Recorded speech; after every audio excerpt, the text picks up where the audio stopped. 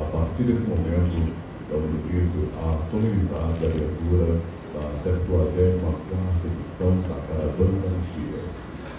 A Caravana da Anistia é uma iniciativa da Comissão de Anistia do Ministério da Justiça, que se propõe a resgatar, preservar e divulgar os temas da anistia política, da democracia e da justiça de transição, bem como valorizar o papel dos diferentes atores sociais que foram politicamente perseguidos entre os anos de 1946 a 1988, objetivando contribuir para a consolidação e permanência do Estado democrático de direito do país.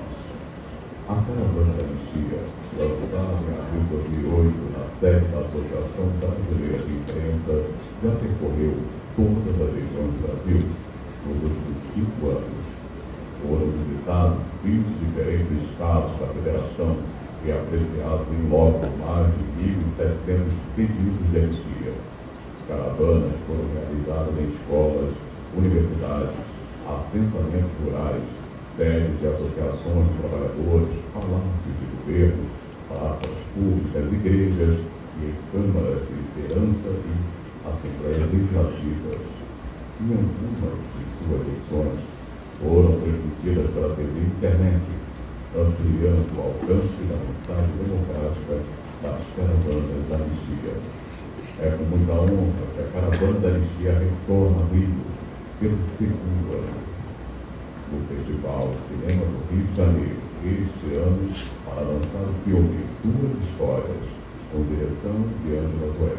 O filme tem como linha condutora a trajetória de 2 militantes socialistas na luta contra a ditadura militar brasileira. O filme narra 2 experiências diferentes. Os diferentes eram as concepções políticas que orientavam a resistência à ditadura, mas são iguais na coragem, na dor, na sobrevivência e superação. Uma mulher e seu filho, um homem, diversas estradas, chegadas, partidas, fugas, fatos e encontros inesperados. Brasil, Argentina, Chile, outros exílios e finalmente a vitória e a alegria do retorno ao Brasil para recomeçar. Convidamos a todos os presentes a assistirem à sessão de lançamento às 21 horas, logo após a sessão de julgamento da Caravana da Anistia. Agradecemos ao Instituto Ensaio Aberto e ao Festival de Cinema do Rio pela parceria neste evento. Senhoras e senhores, convidamos para compor a mesa a conselheira da Comissão de Anistia, doutora Carolina Troner, neste ato representando o presidente da Comissão de Anistia do Ministério da Justiça, doutor Paulo Abramo.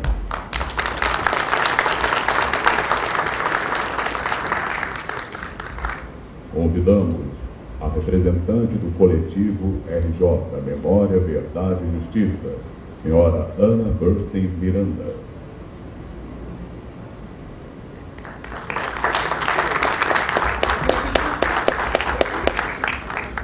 Convidamos o presidente da Comissão da Verdade do Estado do Rio de Janeiro, doutor Guadir Damus.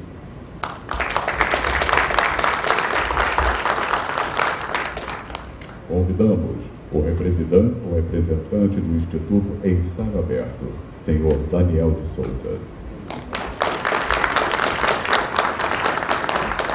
Senhoras e senhores, registramos ainda a presença das seguintes autoridades convidadas.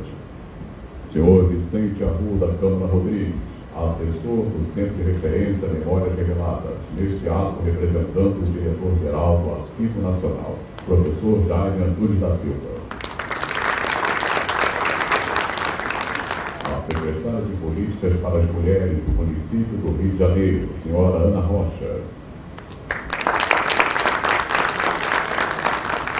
O ilustre vereador, senhor Jefferson Moura. A doutora Margarida Frisburgo, representante do Subcomitê de Prevenção à Tortura da ONU.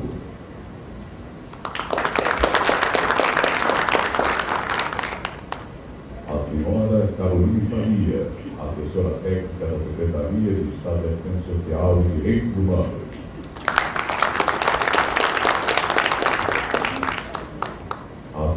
Fabiana Pinto, subsecretária da Secretaria de Política para as Mulheres.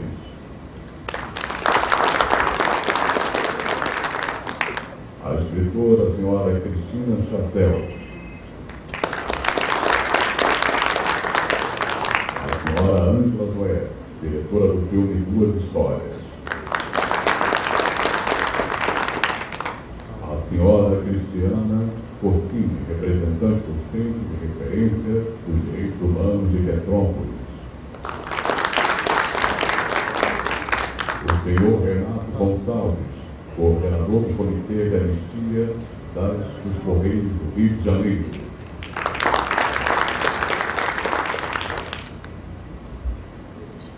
O senhor Nilson Venâncio, presidente da Associação Nacional dos Anistiados Políticos, Aposentados e Pensionistas. Senhoras e senhores, neste momento convidamos todos para, em posição de respeito, ouvirmos o hino nacional brasileiro.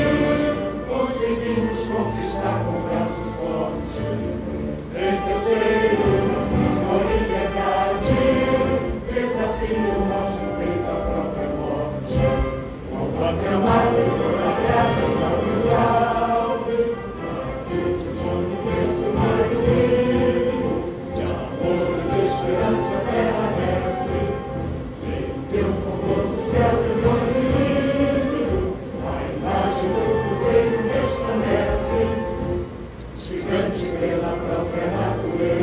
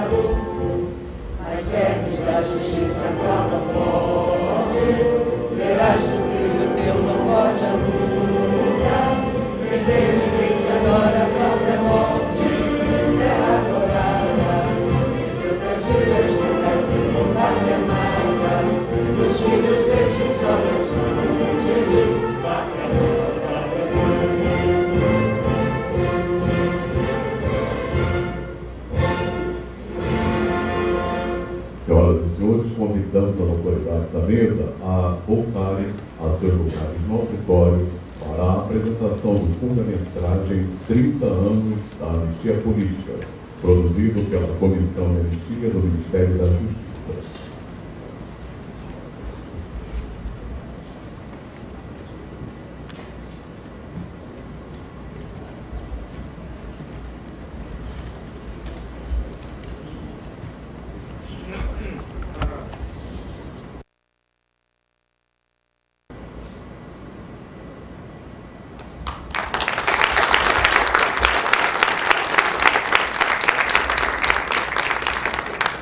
Senhoras e senhores, convidamos as autoridades a retornarem à mesa de eventos.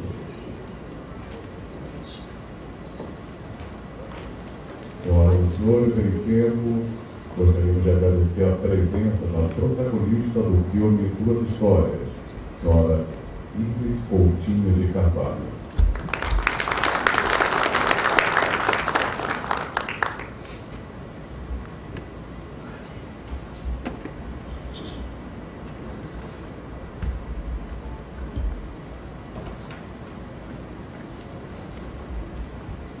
Senhoras e senhores, para seu pronunciamento,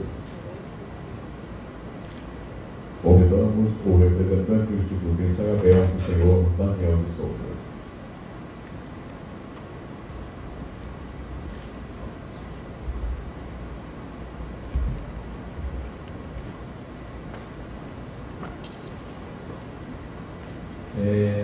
Bom, eu vou ser breve.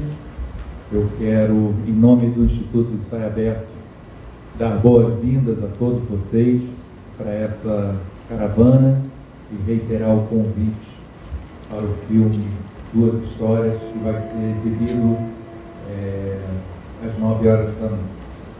Só quero dizer o que é o Instituto Ensaio Aberto e o que é este armazém, né? O Instituto Ensaio Aberto é um instituto que nasceu da cultura, voltado para os direitos humanos, para os movimentos sociais, e há 20 anos que trabalha com espetáculos, ações e eventos nessa linha de ação. A gente ocupou esse armazém há 3 anos atrás e aqui a gente realiza o nosso trabalho. Na verdade, o armazém se chama Armazém da Utopia, não por acaso, que é por aqui que a gente quer e acredita que pela cultura a gente vai fazer tudo o que é possível para uma sociedade melhor. É o 2º ano que o Armazém recebe não só o Festival de Cinema, mas também a Caravana da Anistia e um filme do projeto Marcas da Memória. Eu queria apenas informar que no ano que vem, por conta dos 50 anos do golpe, a gente vai estar fazendo aqui uma enorme exposição com seminários, filmes, debates, e tudo o que for possível e necessário para não deixar passar os 50 anos do golpe em branco. Então, vai ser lançado em março, já podem se considerar convidados para isso.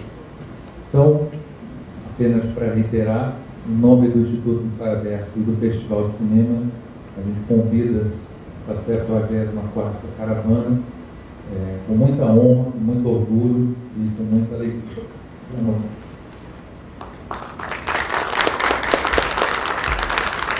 Senhoras e senhores, passamos a palavra à representante do coletivo RJ, Memória, Verdade e Justiça, senhora Ana Bernstein Miranda.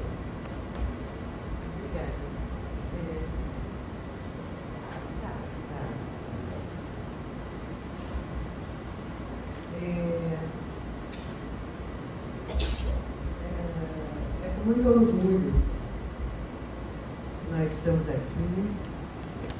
Eu faço parte do Fórum de Reparação e Memória, que é uma das instituições que fazem parte do coletivo. O coletivo também se estabelece em rede aqui no Rio, numa articulação estadual Memória, Verdade e Justiça, com estudantes, com Levante Popular da Juventude, com Consulta Popular, e outras instituições, e com a rede Brasil Memória, Liberdade e Justiça. São mais de 40 coletivos e fóruns pelo Brasil afora, que se criaram de 2 anos para cá. E certamente eu espero que continuem, independentemente do término ou não da Comissão Nacional da Verdade.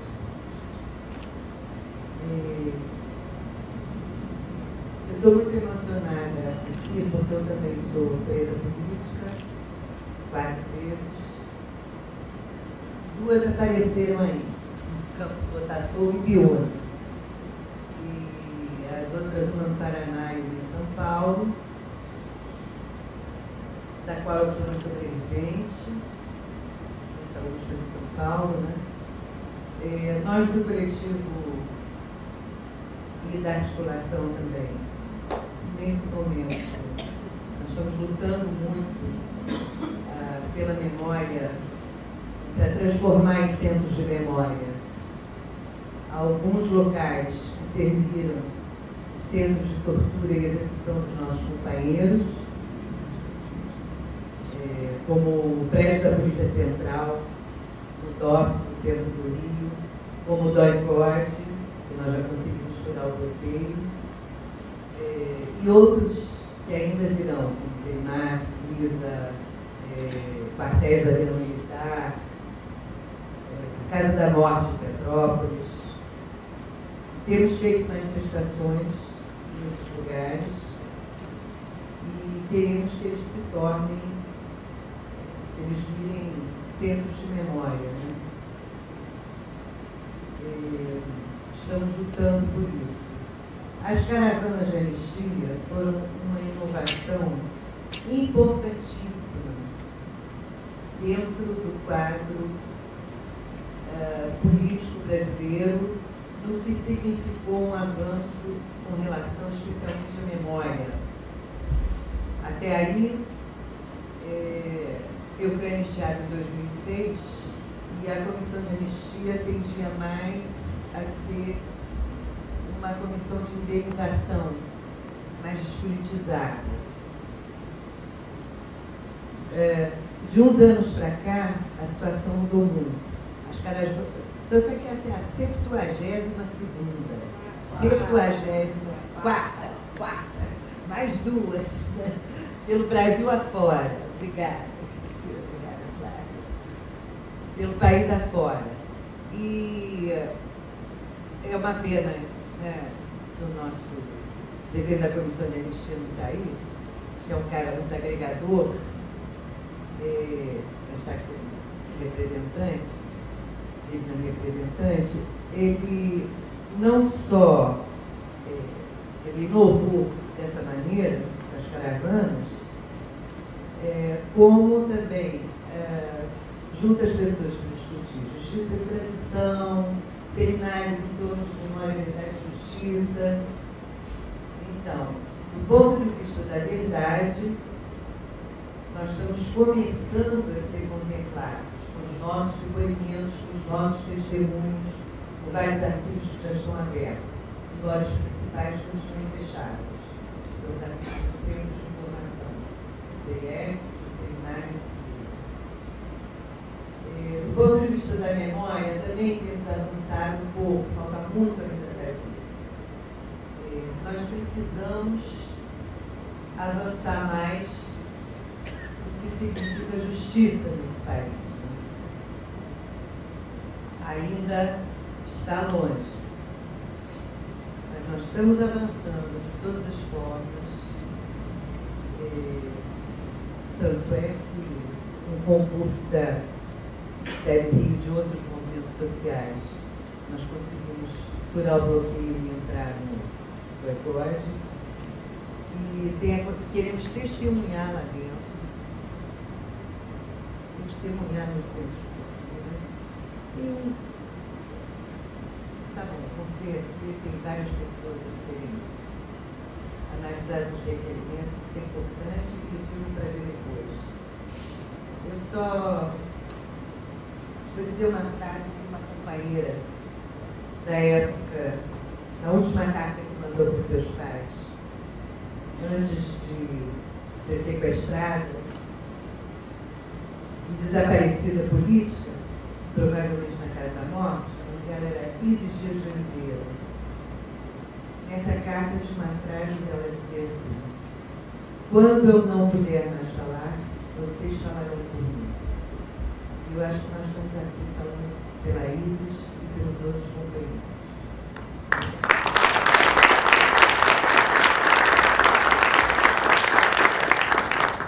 Para seu pronunciamento, o presidente da Comissão da Verdade do Estado do Rio de Janeiro, doutor Joaquim D'Ambros. Boa noite a todos, professora Orofone, aqui muito bem representante, substituindo nosso querido amigo, presidente dessa comissão, Paulo Adrão, infelizmente não pôde fazer presente.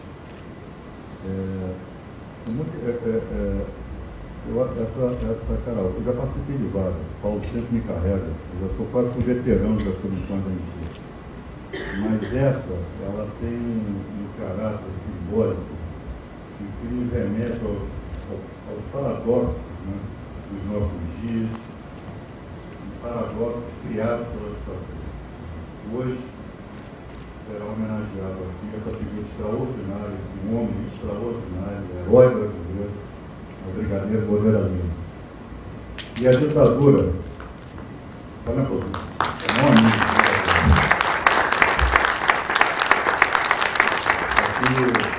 Aqui representado pelo também querido amigo Pedro Moreira Lima.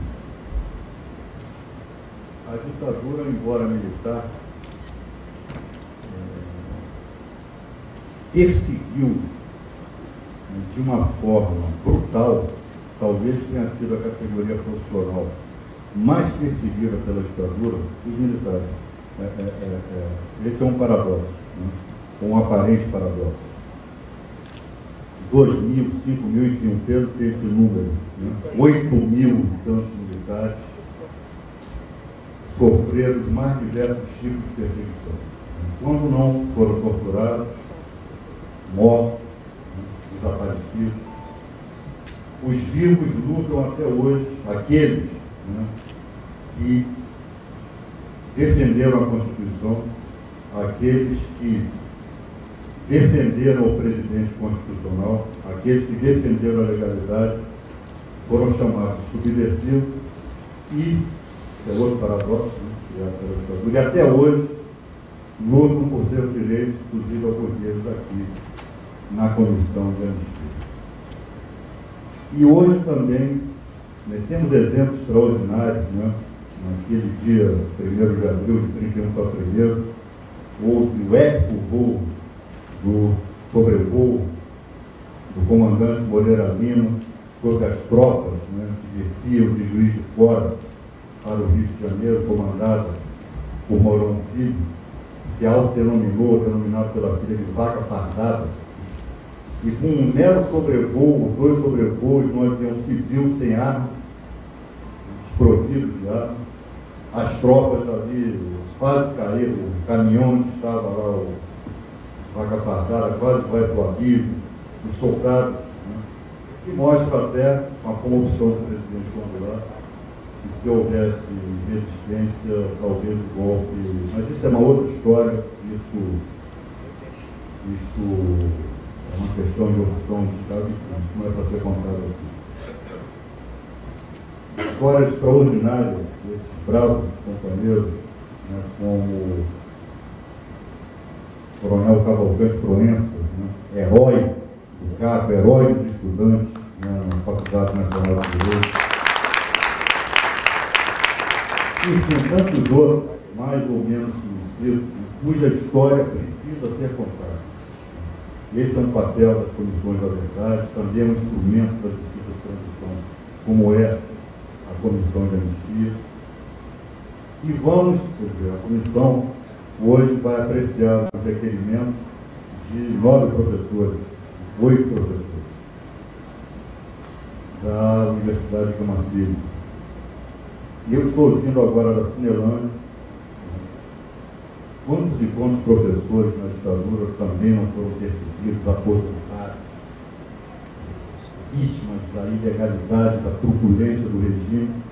E agora eu estou ouvindo da Cinelândia para cá, muitos professores que hoje estão prestes a sofrer as mesmas violências que sofriam os professores que resistiam à ditadura militar. Simplesmente porque querem a aprovação do plano de cargos de salário.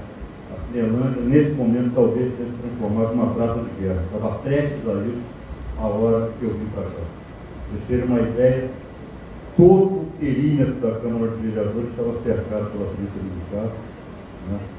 Então, a Câmara ocupada, todos os andares, né, pela Polícia Militar, todo o entorno da Câmara ocupado. Eu, para poder entrar no prédio, representando a OAB, vereadores tiveram que descer para permitir a minha entrada.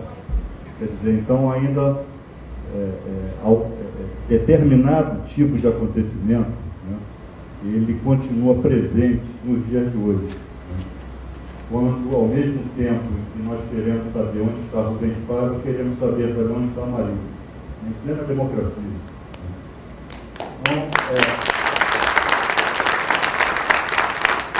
é por isso, quando se trava esse debate, quando sequer se coloca o terceiro critério no binômio memória e verdade, que é o formando critério, que é o elemento justiça, nós temos que entender que isso tem absoluta plausibilidade, porque a impunidade dos agentes de ontem, ela serve de cultura, serve de salvo-conduto para os procuradores de hoje.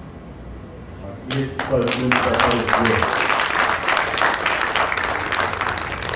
no passado são os professores, são os inspiradores dos que fazem desaparecer nos dias de hoje. Porque hoje no passado permanece impune. A simples tentativa de visita a um prédio público, que é sustentado pelos nossos impostos, lá o batalhão da polícia do Exército, na Rua Barão de Mosqueiro, onde até as pedras sabem se matou e se torturou e se fez desaparecer. Uma mera visita da Comissão da Verdade com parlamentares gerou quase que uma crise institucional para que nós pudéssemos entrar naquele prédio, né? E ainda com a presepada daquele provocador ali na porta, fazendo o que ele gosta de fazer. Embora ali esse tenha sido um episódio relevante, aquilo que foi, que significa, né, um dia histórico no resgate da memória da justiça, foi a nossa entrada, a nossa descida aos infernos, né, que foi a nossa entrada lá no famigerado Doicó. E outras visitas faremos e outras diligências faremos. Vamos ao CISA, vamos ao CENIMAR, né? Vamos à Casa da Morte. Tudo aquilo que for necessário fazer para recontar a história do Brasil, nós faremos. No dia 2 de outubro, lá no prédio histórico da OAB, onde estourou a bomba que matou a dona Lida Monteiro, né, às 10 horas da manhã, nós estaremos ouvindo, se tiverem a coragem que tinham ao torturar prisioneiros indefesos, né, já que eram tão valentes, espero que sejam corajosos para, cara a cara, serem inquiridos por nós lá no dia 2 de outubro, aqueles torturadores envolvidos no desaparecimento de Mário Alves. Foram convocados para a Assembleia Legislativa e não compareceram, foram reconvocados para o dia 2 de outubro para prestarem esclarecimento, né, a respeito do desaparecimento de Mário Alves e a respeito de diversas práticas de tortura que praticaram naquele período que desapareceu Mário Alves. Então, estão todos convidados, caso queiram ir. É uma sessão aberta, né? Assim como foi o depoimento do Major Jacarandá há cerca de um mês, um pouco mais de um mês, na Assembleia Legislativa. Então, eu quero aqui, mais uma vez, parabenizar a Comissão de Anistia. Não pode se deixar de reconhecer que, ainda que parcialmente não seja da forma que nós queremos integralmente, parcialmente se faz justiça ao conceder as reparações daqueles que foram vítimas, daqueles que foram perseguidos por esta organização. Parabéns, boa noite.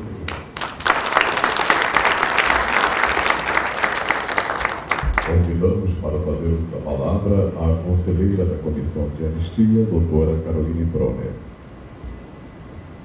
Boa noite a todas e a todos. Eu aqui estou na qualidade de conselheira mais novata da comissão, talvez uma das mais novatas, tem mais alguns que entraram depois de mim, mas nesse momento me foi solicitada a presidência dessa sessão, talvez porque eu resido atualmente há poucos meses aqui no Rio de Janeiro, na cidade de Campo Bonito. Eu venho do Sul, vocês podem perceber que eu sou nata, sou de Curitiba. E, em todo caso, infelizmente, não contamos aqui com a presença do nosso querido presidente Paulo Branco. Eu tenho esse desafio de substituí-lo, que é uma missão impossível, muito simples, pelo brilhantismo, pelo carisma, pelo afeto que temos pelo Paulo, a admiração também como conselheiros, por este, também pela altura, por esse grande brasileiro. O Dr. Paulo está em Washington, representando o Brasil perante a UEA e perante a ONU, em missão, portanto, também muito importante, por essa razão, infelizmente, tem que cancelar na última hora a presença dele para nós. Eu queria iniciar essa sessão agradecendo muitíssimo a presença do nosso presidente da Comissão Estadual da Verdade do Rio de Janeiro, Valdir Lamos, pela presença aqui, e também do público manifestar nossa admiração pelo seu trabalho. Eu diria que a mais contundente comissão estadual que nós temos no Brasil atualmente. E, sem dúvida, pela sua liderança, Bolsonaro pediu, mas pela sua liderança nessa comissão intransigente, né, pela busca efetiva da verdade. Nós sabemos que a dificuldade de funcionamento da comissão estadual e aqui a Comissão do Rio de Janeiro vem dando um exemplo a ser seguido por todo o país. E, normalmente, até pela comissão nacional.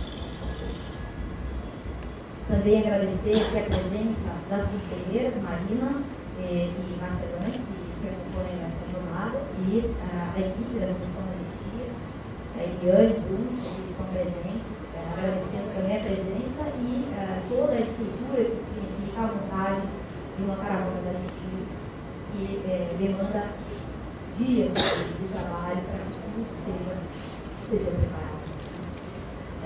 Também queria agradecer a presença da Mariana, que eu só conhecia de falar do seu trabalho, da sua luta, é um prazer dividir essa mesa.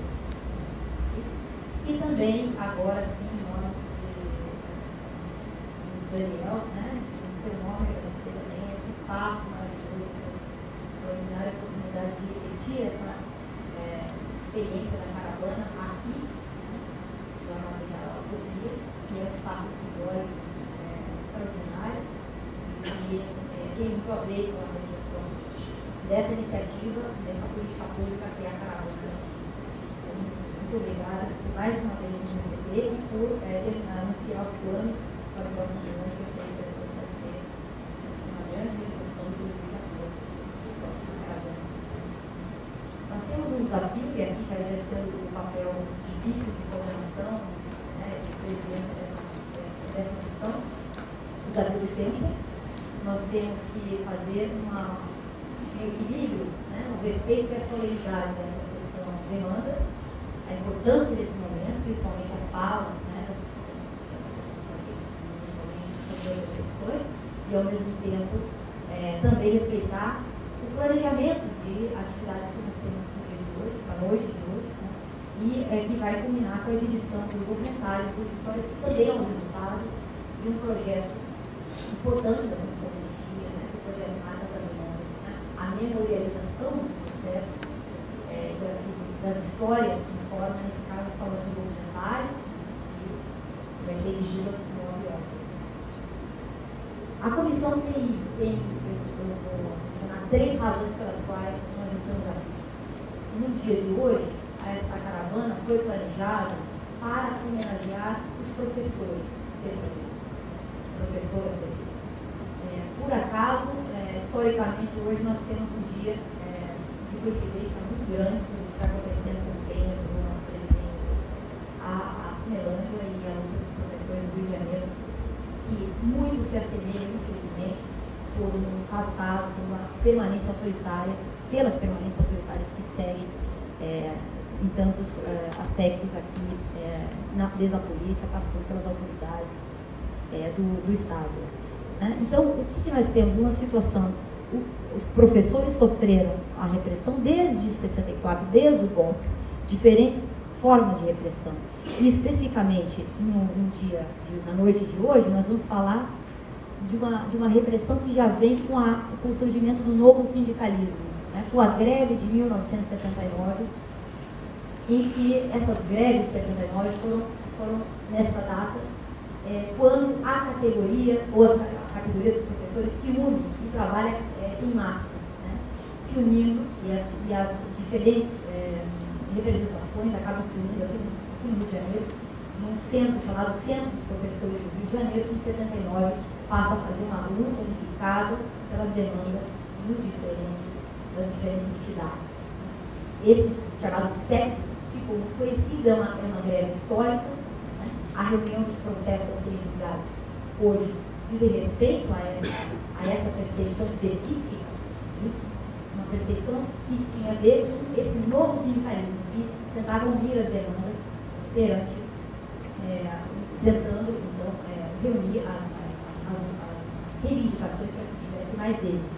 No caso, isso acontecia em todo o país, mas no Rio de Janeiro houve uma repressão muito forte, porque o próprio ministro do Trabalho, naquele período, naquele mês de julho de 79, declarou essa greve ilegal.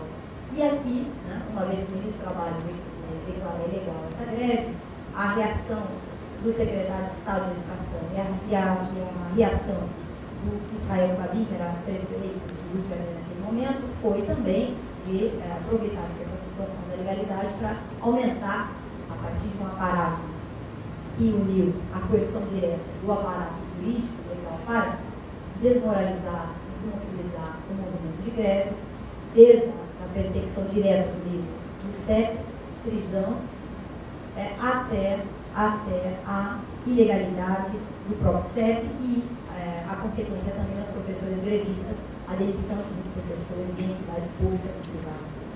O que pediam os professores? Pediam melhores condições de trabalho. O que recebiam os professores? Recebiam das medidas ditatoriais o que alguns autores chamam de proletarização da carreira docente, o apoio salarial e o aumento da jornada de trabalho. Então, essa dupla força, né? Por um lado, a diminuição do salário, por outro lado, o aumento da carga horária. Nada muito diferente, infelizmente, do que nós temos hoje em dia. É importante relembrar, e por isso passo para o segundo ponto, o lamentável papel da iniciativa privada se somando aos interesses ditatoriais e autoritários. A iniciativa privada, e portanto instituições privadas, utilizaram o mecanismo mais simples para elas, que era a demissão dos professores. A demissão dos professores grevistas que se manifestavam por seus direitos. Então, essa é a primeira tarefa hoje, né, e que se conecta com as lutas das ruas na Cinelândia de diversos dias aqui no Rio de Janeiro. A segunda razão é a própria razão do lançamento do filme que é ET, que é um filho do projeto Marco da Memória, mais uma vez agradecendo aqui ao Daniel e transmitindo as palavras do Paulo Abrão sobre esse assunto, nos mandou uma mensagem, agradecendo a você, também a Ângela, também a atriz Letícia Sabatella, por participação no filme, e a toda a equipe que participou, porque ele assistiu o filme que está muito bonito. Então, dizendo que esse projeto Marca da Memória tem essa função, como dizia a Ana Miranda agora há pouco, né? De essas iniciativas que se agregam ao Paulo como muito agregador, que é muito criativo, e entendendo que a justiça de transição vai muito além uma reparação direta aos perseguidos. Aqui precisa haver esse registro histórico que vai permitir que essa história permaneça registrada realmente na memória coletiva, mas além do que seria uma memória diretamente de reparação individual. Então, o projeto Marcas da Memória tem essa função e esses filmes têm trazido, têm sido exibidos no Brasil, nas diferentes instituições, universidades, escolas, têm chegado inclusive aos secundaristas, então tem um papel muito importante. E a terceira razão é a própria realização da caravana. A caravana anistia é uma política pública extraordinária, incomparável quando a gente nota processos de justiça e transição em outros países. Não temos processos assim. Nós tivemos a visita do juiz Baltazar Garçom ao Rio de Janeiro recentemente. Ele dizia: eu não tenho o que dizer sobre os processos de justiça e transição do meu país. Eu tenho até vergonha do meu país nesse aspecto. Não temos nada mais do que uma lei de memória com um efeito muito reduzido, quase que indigno para as próprias pessoas que sofreram por violação de direitos humanos. Então, nós temos, apesar de, como bem dito pelo nosso presidente Claudio, essa situação imperfeita, que a lei, dentro dos marcos legais nós temos ainda muitas limitações, mesmo que encontremos ali uma fundamentação filosófica, antropológica, sociológica, para muito mais quando encontramos um processo à nossa frente, histórico, principalmente. Mas, dentro dos limites da lei, às vezes estamos impedidos de ir além. Por outro lado, aqui, de alguma forma, se faz uma reparação que é muito difícil que aconteça em outros países, por conta das dificuldades, inclusive, de ordem sanitária, institucional e, principalmente, vontade política. Então, a realização da caravana, tendo ainda a chance, a oportunidade de se realizar um lugar tão bonito como esse, com tanta simbologia, é uma grande oportunidade para nós. Nesse aspecto, eu reitero e transmito o agradecimento à Comissão de Anistia, do Dr. Paulo Abrão, e todos os conselheiros que puderam estar presentes. Por último, dizer que essa é uma caravana que homenageia não apenas o brigadeiro Rui Moreira Lima, mas também os primeiros perseguidos da ditadura, que são os militares, que se rebelaram por perceberem que aquela ordem era ilegal, injusta, violenta, e que foram perseguidos durante toda a sua vida. Os processos que temos na anistia de ex-militares são muito dramáticos, porque são as primeiras vítimas e que tiveram seus projetos de vida totalmente marcados pela violência que lhes foi imposta e pela dificuldade de encontrar outra forma de vida, outra profissão, outro caminho a seguir pelos seus cursos da sua vida como vocação, sofrendo preconceito da própria, às vezes, da família, do seu entorno, de um conjunto de pessoas de convívio. Então, aqui nossas homenagens, nesse momento, não apenas ao brigadeiro, como também às primeiras vítimas de uma série de outros que vieram depois. Muito obrigada e esperamos uma boa sessão para todos.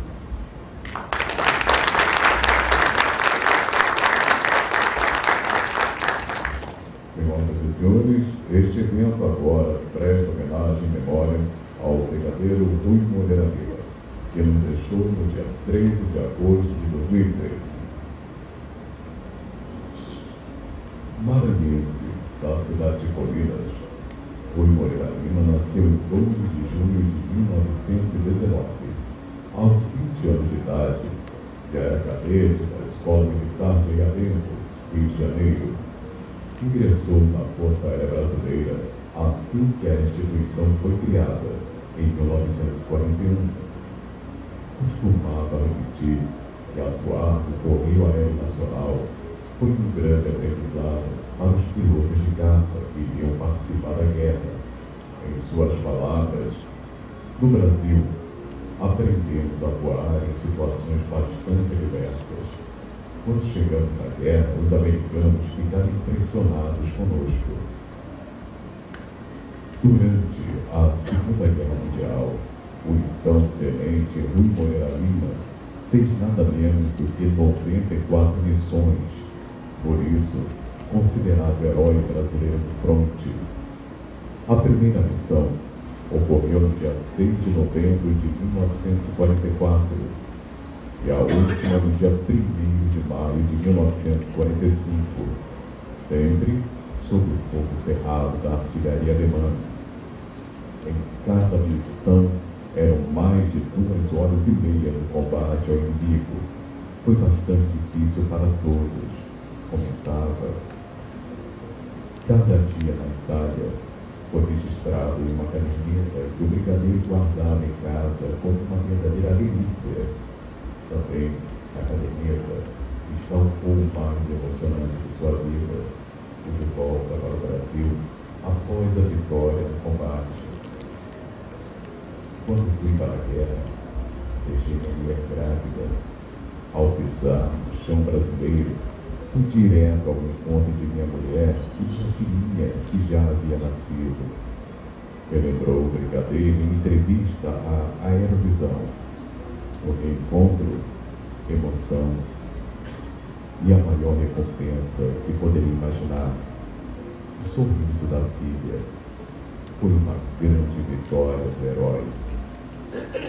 De volta ao Brasil, chegou a ser comandante da base aérea de Santa Cruz, no Rio, mas foi perseguido pelos militares a partir de 1964 por ter se negado a apoiar o golpe militar.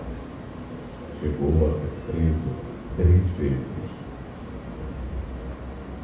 O brigadeiro Rui Moreira Lima deu depoimento à Comissão Nacional da Verdade em julho de 2012. E sua história motivou a criação de um grupo de trabalho dedicado a militares perseguidos. Pedro Luiz Moreira, filho do brigadeiro, chegou a ser retido pelas forças da repressão como forma de chegar a ele. Pedro, em seu depoimento para a Comissão Nacional da Verdade e para a Comissão Estadual da Verdade do Rio, contou que a perseguição a seu pai se estendeu a toda a família. A Força Aérea Brasileira assim se despediu do brigadeiro. O lendário oficial general se fez mito, grandioso, magnânimo, extraordinário, um mito guerreiro, um mito herói, um homem herói. Em cada linha do rosto, com suas impressões do tempo, cabiam mais de 1000 histórias. Mas a história não morre, heróis não morrem, mito não morre. Nele havia mais. Havia um olhar brasileiro daqueles guerreiros da nação que são lembrados indefinidamente. Rui Moreira Lima deixa a viúva, Dona Julinha, e os filhos Soninha e Pedro Luiz e Claudinha, 6 netos e 2 bisnetos. Senhoras e senhores, solicitamos aos presentes que fiquem de pé para 1 minuto de silêncio.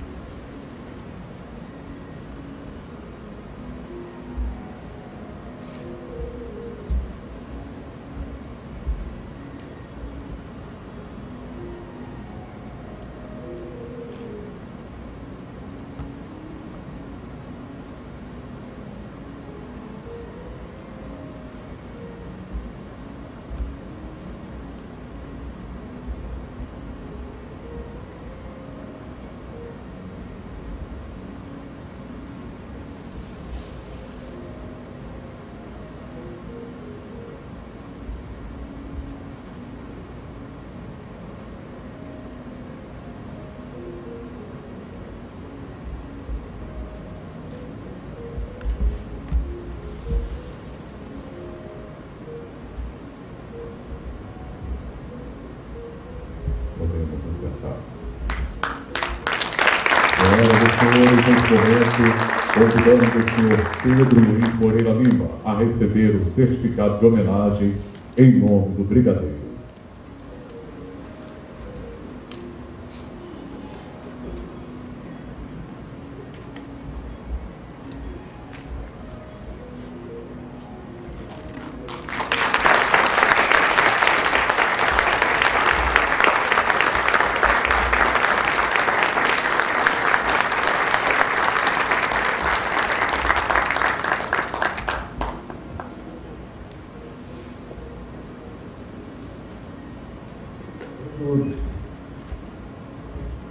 tudo isso que eu estou aqui,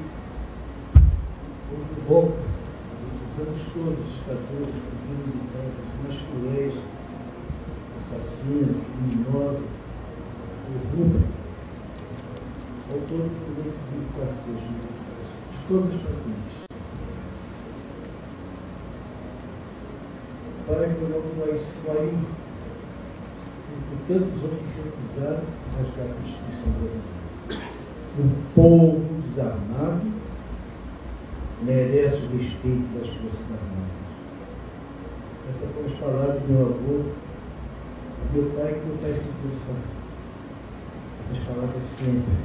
O soldado nunca conspira contra as instituições, se o fizer, trai a pátria e a seus companheiros.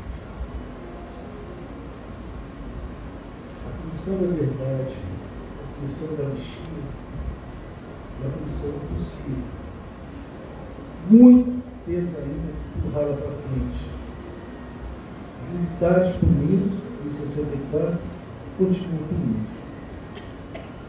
Leodário, por exemplo, pela Lei 10.559, tem o direito ao posto de tenente brigadeiro. Lei 10.559. O posto de major brigadeiro, ele foi conquistado pela justiça, não foi pela anistia. Vários, diversos militares da aeronáutica que tiveram suas profissões caçadas, continuam correndo atrás dos direitos deles. É uma luta que nós todos temos que continuar, civis e militares. Tem uma frase que diz que as bruxas, eu não acredito nas bruxas, mas elas existem. Mas essa frase é feita para esquema de mágica, ou coincidência, ou vida do outro mundo. Senhor, não temos mais condições de ter um golpe militar.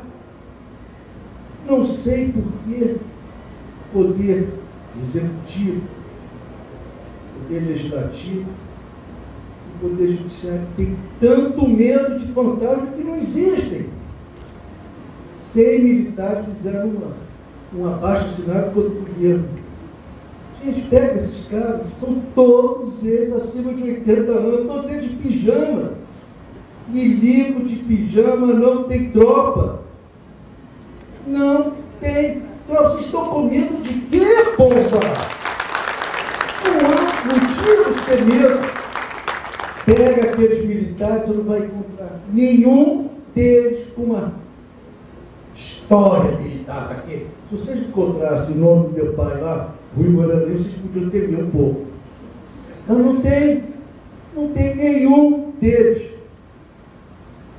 Eu vou encerrar só lembrando, quando foi 40 anos do golpe militar, lá no FRJ, o nosso saudoso, querido professor Teixeira, filho do brigadeiro Teixeira, eu estou branco agora que deu o nome dele, Aloysio Teixeira, oh, saudade dele.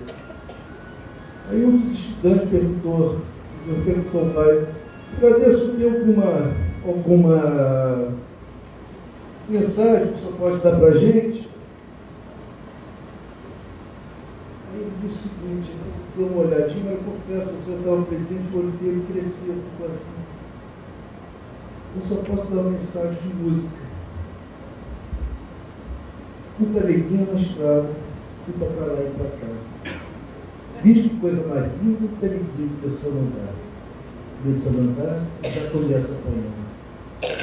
Capoeira, posso ensinar. Se quiser, posso tirar. Valentia, posso emprestar.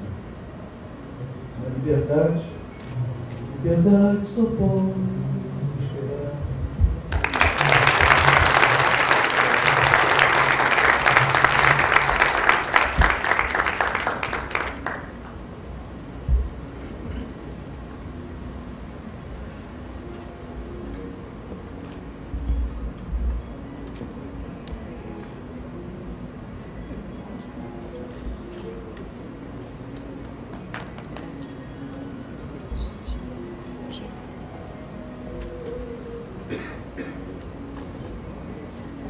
Senhoras e senhores, neste momento, agradecemos às autoridades que estão compondo, desfazemos a mesa de abertura para darmos início à sessão de julgamento. Senhores, muito obrigado.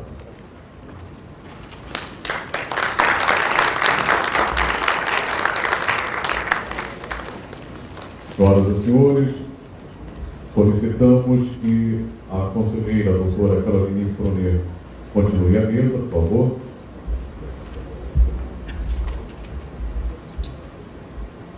E convidamos a se unir a ela na sessão de julgamento a senhora conselheira Marina Strenbruck e a senhora conselheira Márcia Elaine.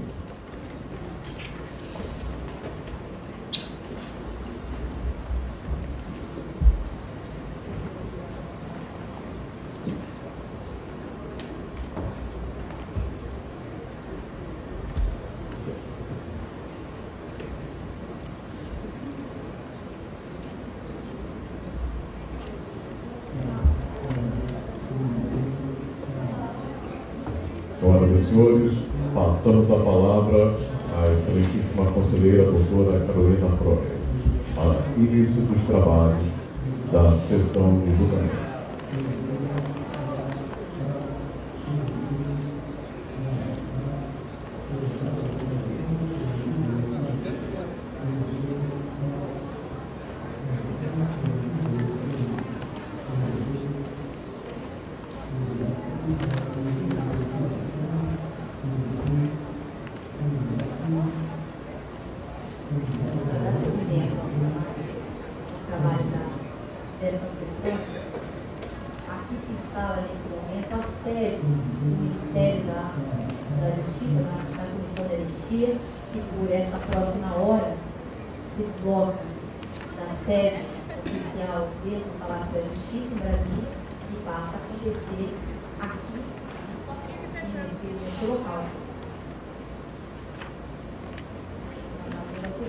E aqui nós realizaremos uma sessão de julgamento muito semelhante às sessões ordinárias que acontecem em Brasília.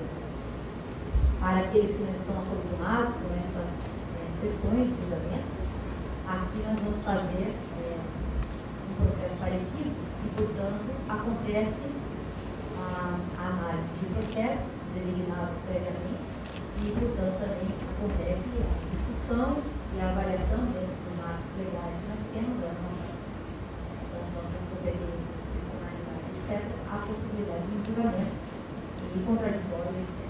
Então, aqui nós teremos, a partir de agora, uma sessão tal qual parecida com o que acontece no Brasil.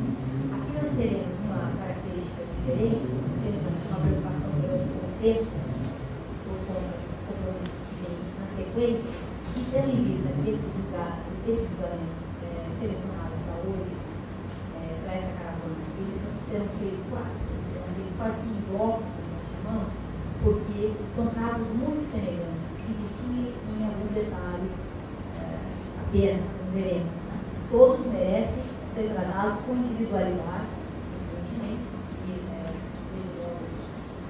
não queremos passar por cima da individualidade de cada caso, porém, o voto guia, o voto inicial, vai ser o mesmo para todos os casos, porque a situação de contexto histórico e também a situação legal para analisar o caso é a mesma, inclusive tendo sido assim requerido. Os requerimentos são muito semelhantes e a representação dos requerimentos é quase que a mesma. Os dois advogados que fizeram os requerimentos. Então, nós teremos na pauta hoje dessa 8ª sessão de turma da 74ª Caravana do Anistia. Nós temos 8 processos e eu pergunto inicialmente se a senhora Carmen Maria Gonçalves Ferreira Rangel está presente.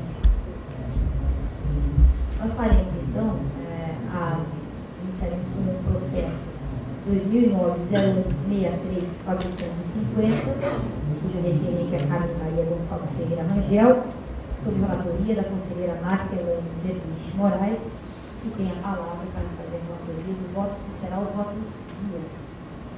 Eu gostaria também, então, antes de iniciar a sessão, perguntar quem mais das requerentes está presente para fazer a observância de um critério de antecedência dos processos. Pergunto se a senhora Marilei Calheiros Alvarenga está presente. A senhora Noriana.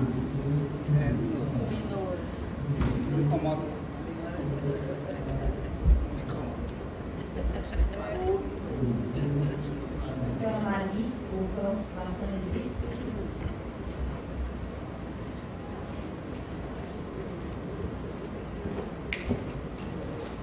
A senhora Maria Raquel Vigal.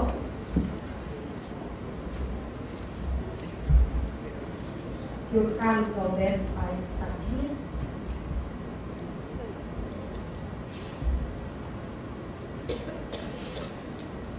A senhora Tami Maria Raposo, meu voto. E a senhora Rita Valor. Então, agora, procederemos a reunir o caso 6 da pauta, de Carlos Maria Gonçalves Ferreira Mendes.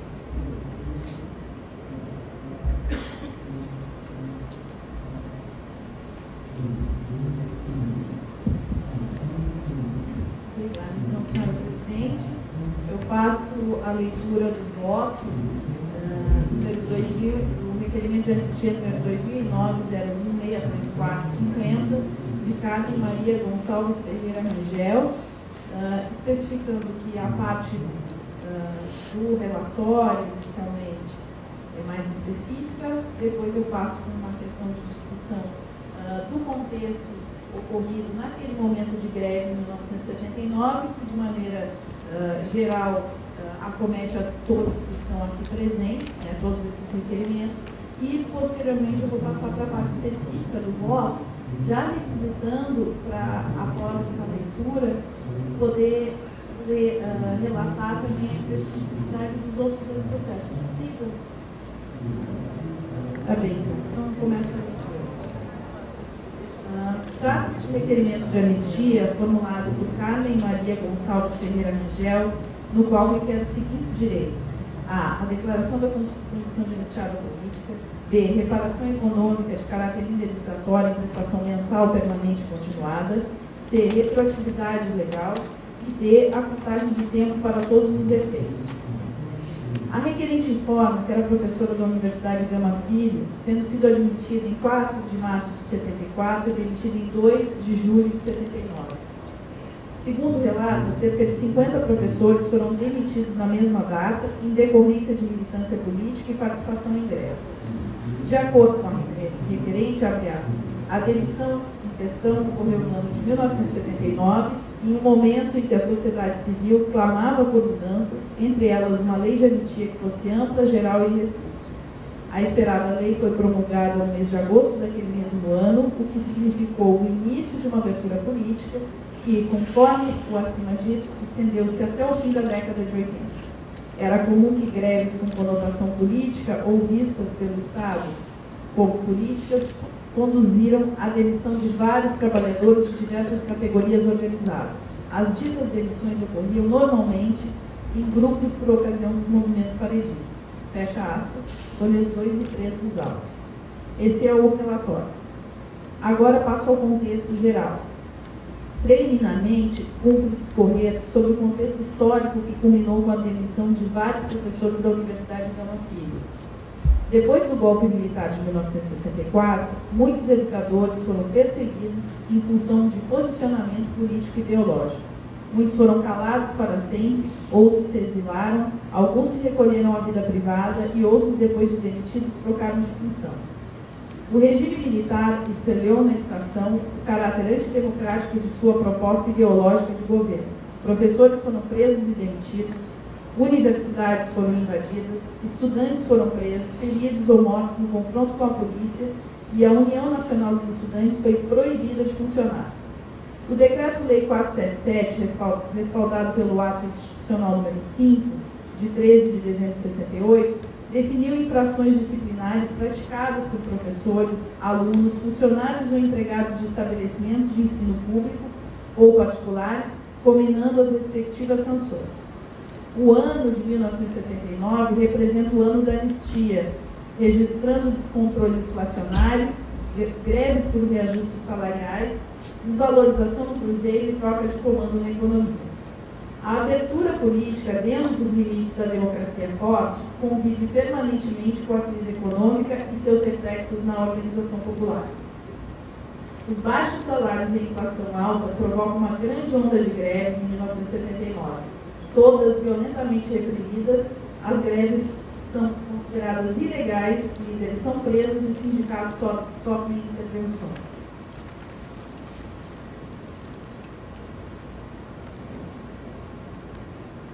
Nesse cenário de efervescência política, diante da luta pelo fim da ditadura, os donos de instituições de ensino foram confrontados, de um lado pelas lutas contra os aumentos das mensalidades e de outro pelos movimentos reivindicatórios dos professores, que nesse mesmo ano deflagraram um forte movimento grevista.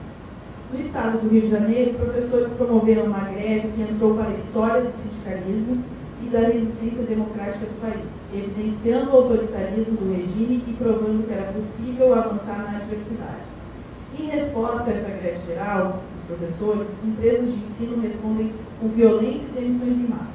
No caso da Universidade Gama Filho, encerrada a greve, foram demitidos mais de 100 professores, institucionalizando-se a violência, a prepotência, a intimidação física e moral e o emprego de polícia política privada. E aqui o anexo à fonte, abaixo do site que foi recolhido as informações. Em sede de anistia política, é indispensável a comprovação da motivação exclusivamente política preceituada no artigo 2º caput da Lei 10.559 de 2002, como questão de mérito.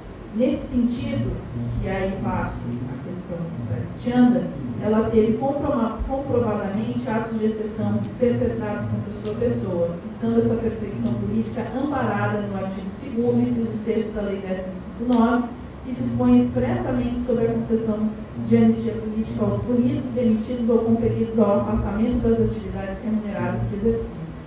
Compulsando os autos, foi possível constatar que seu desligamento da Universidade Gama Filho se deu em decorrência da perseguição política implementada contra os professores daquela instituição, que foram demitidos em massa no dia 2 de julho de 1979, por participação em greve, conforme relatam várias publicações da época, e aqui nos autos estão juntadas as folhas 43 até 51. O ambiente político da universidade, bem como o engajamento dos seus professores, chamava a atenção dos órgãos de repressão, conforme os registros sobre a guarda do Arquivo Nacional, de folhas 27 e 30, apostados aqui também, os quais transcrevo parcialmente a seguir. Abre aspas. Assunto: Universidade Gama Filho, Rio de Janeiro. Texto: a Universidade Gama Filho, localizada no Rio de Janeiro, e desde 1968 não tinha problemas nas áreas discente e docente, já em meados de 1978 passou a se ver envolvida com movimentos estudantis e de professores.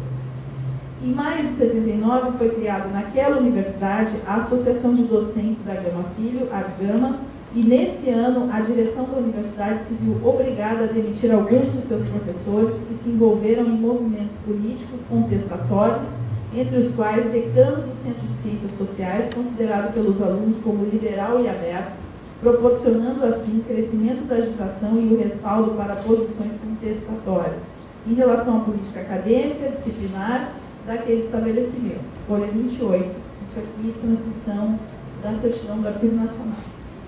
Fecha aspas. Então, o teor das declarações constantes nas escrituras públicas, juntadas nas folhas 78 e 86, harmonizam-se com as publicações da época e com os registros confidenciais dos órgãos de repressão.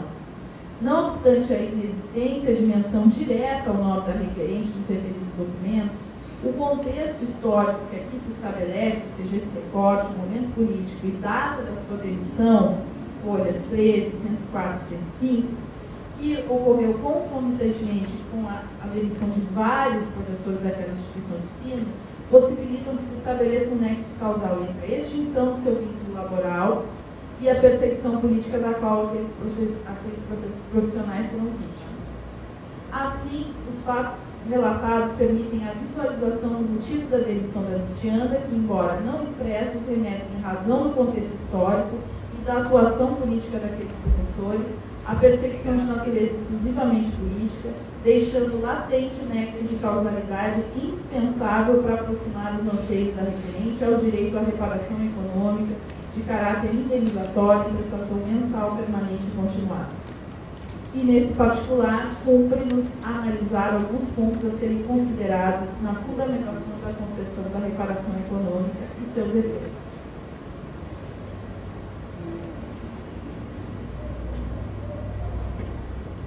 A lei de anistia veio regularizar de forma clara o reconhecimento por parte do Estado dos atos praticados no regime de exceção que obstaculizam o direito de milhares de brasileiros de permanecerem nos seus empregos.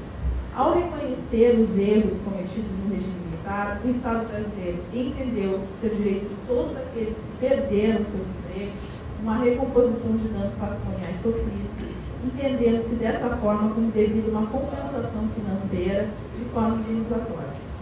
Vale ressaltar que a reparação econômica deve ser entendida como uma recomposição patrimonial desses danos e perdas suportados pela anistianda, não se tratando aqui de uma recomposição econômica de natureza trabalhista, onde o empregado deve ter restabelecido sua situação funcional salarial como se nunca tivesse demitido. Assim, a reparação econômica de caráter indenizatório, prestação mensal permanente e continuada, deve guardar estrita coerência com os princípios constitucionais, administrativos, da razoabilidade, proporcionalidade e moralidade, de modo a possibilitar o devido enquadramento do valor a ser pago a título de indenização. Não é função dessa comissão destacar valores que sejam desiguais com a realidade brasileira, conforme preceitua o próprio princípio da isonomia da Constituição Federal, devendo prevalecer um dever de lealdade para com as normas constitucionais e a ordem de valores nela contida. Desse modo, a Comissão de Anistia optou por utilizar um critério para fixação do valor da reparação econômica nos termos da parte final do parágrafo 1º do artigo 6º da Lei 10.559 de 2002. O valor informado no endereço eletrônico do Instituto de Pesquisa Datafolha, referente ao cargo de professor 30 horas semanais, cuja remuneração média é de R$ 6.779,20 ou R$ 225,97 por hora aula. Considerando que não há comprovação dos autos da quantidade de horas mês trabalhados pela professora na época da destituição do seu vínculo junto à universidade, tomaremos como base o seu aditamento com o pedido de reparação econômica no cargo de professor 20 horas, que está na folha 73 e 74, totalizando, de acordo com os valores hora-aula do Instituto de Pesquisa Datafolha, uma remuneração de R$ 4.000, que seria a composição da prestação mensal permanente continuada, o valor seria de R$ 4.519,57 a título dessa prestação. Em relação ao pedido de contagem de tempo de serviço, é preciso mencionar aqui que nesses autos específicos não está contemplado a cópia total da carteira de trabalho.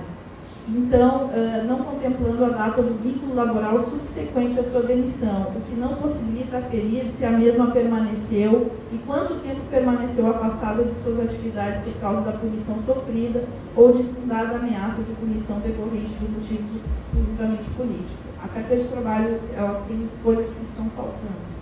Ademais, esse direito à contagem não deve necessariamente coincidir com todo o período persecutório, devendo mesmo observar a disposição legal que restringe apenas o período em que a anistianda esteve afastada de suas atividades em razão da perseguição política e, em decorrência disso, supostamente foi impedido de contribuir para o sistema previdenciário. Diante do exposto, eu vou opino, então, pelo deferimento parcial do pleito para conceder a declaração da condição de anistiada política à senhora Carmen Maria Gonçalves Ferreira Rangel, oficializando em nome do Estado brasileiro um pedido de desculpas e conceder a reparação econômica de caráter indenizatório em prestação mensal permanente continuada, referente ao cargo de professora 20 horas, no valor de R$ 4.519,47, concedendo também a retroatividade quinquenal nos termos do parágrafo 6º do artigo 6º da Lei 10.509 de 2002, cujos efeitos financeiros retroagirão a 16 de fevereiro de 2004, uma vez que o requerimento foi protocolado em 16/2/2009, até a data desse julgamento, o que corresponde a um valor retroativo de R$ 565.159,72. Este é o voto no caso da senhora Carmen Maria Gonçalves Ferreira Rangel, senhora presidente. Muito obrigada, senhora relatora. Normalmente, numa sessão em Brasília, uma sessão ordinária, nós abriríamos a palavra agora a requerente para fazer uso, se assim desejasse. Mas, tendo em vista o nosso planejamento de hoje, nós vamos dar seguimento ao julgamento e então chamo a pauta ao processo 2009-01-63-444 de Maria Raquel Vidigal Moscovici. E mesmo não estando presente, nós faremos nessa nossa regra. Então, por já ter trazido no voto a questão da contextualização geral da greve, no caso da senhora Maria Raquel Vidigal Moscovici,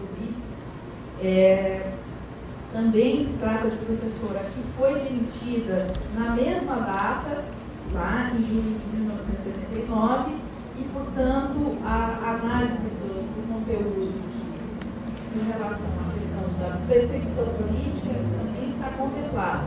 Desse modo, o cálculo que se faz aqui da análise obtida foi pela concessão da declaração da posição de anistiada política, a senhora Maria Raquel Vidigal Moscovici, oficializando em nome do Estado brasileiro o pedido de desculpas. Em segundo plano, também concedendo a reparação econômica de caráter indenizatório, prestação mensal permanente continuada, referente também ao cargo de professora 20 horas, no valor de R$ 4.519,47, está conforme a carteira de trabalho juntada. Conceder a retroatividade quinquenal nos termos do parágrafo 6º do artigo 6º da Lei 10.509, cujos efeitos retroagirão até 16/2/2004, no valor de R$ 565.159,72, e no caso da professora Maria Raquel Vidigal Moscovici, a carteira de trabalho contempla o vínculo seguinte, então eu estou concedendo a contagem de tempo pelo período 3 de julho de 79, a data posterior à demissão, até 1º de março de 1980, que é a data que consta da carteira de trabalho, que foi o posterior vínculo, cabendo ao INSS a verificação de eventual período em dobro.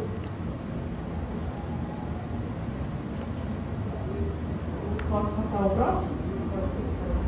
Que é o processo de 2009-01-63-445 de Carlos Alberto Paes Sardinha.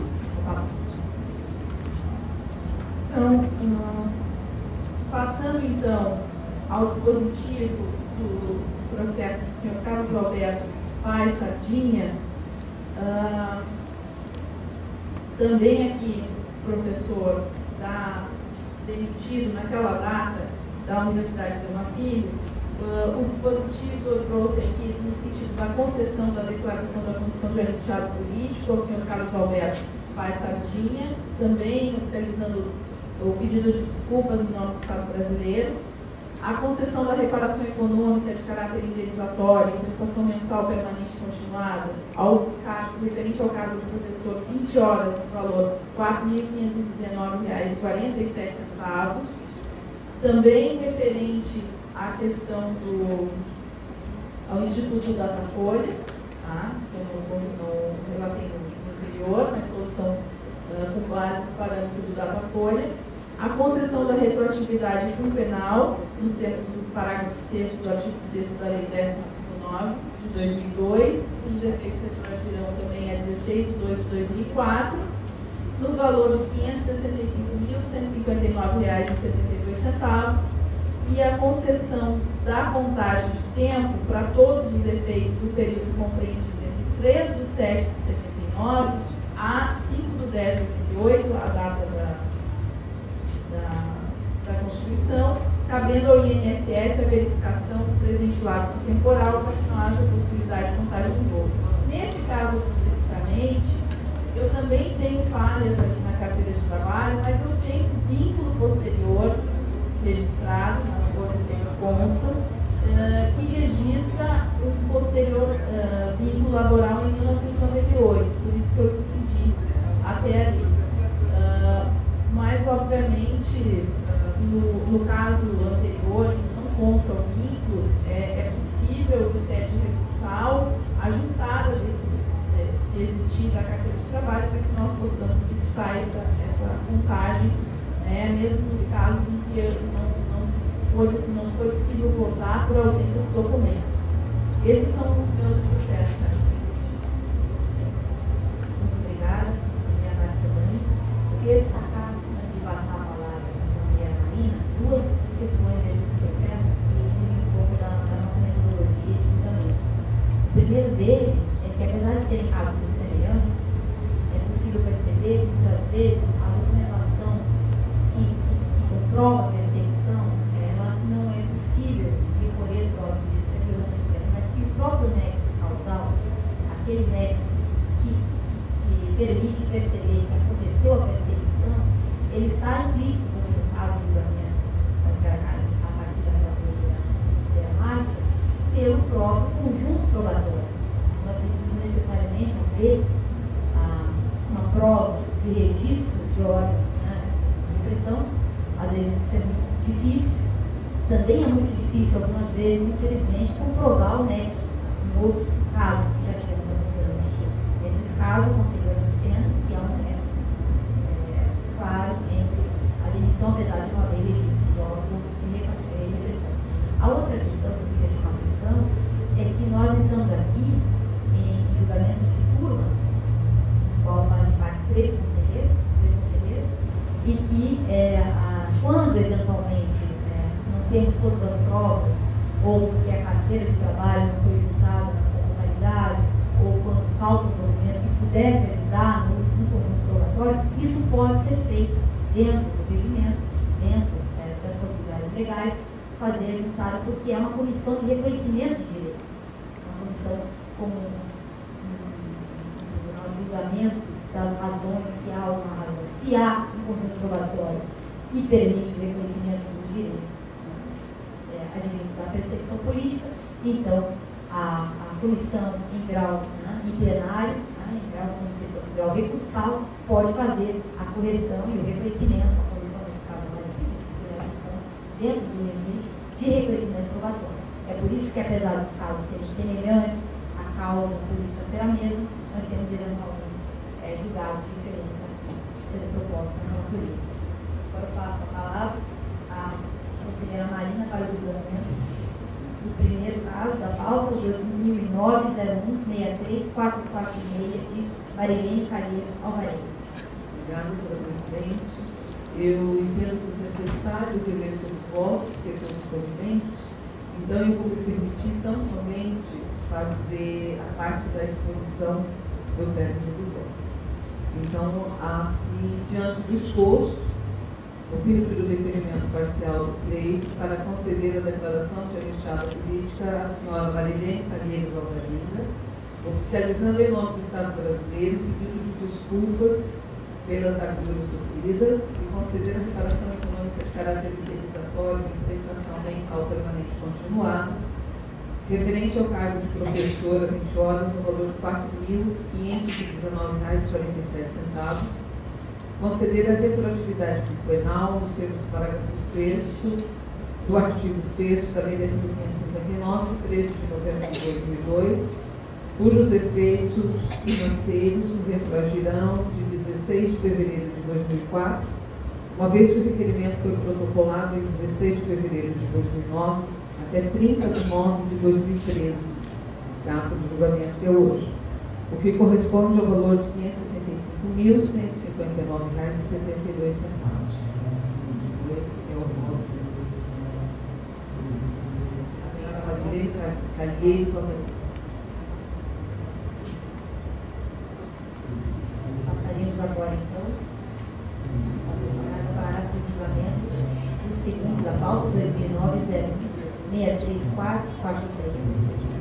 Senhor Minoro Noyama.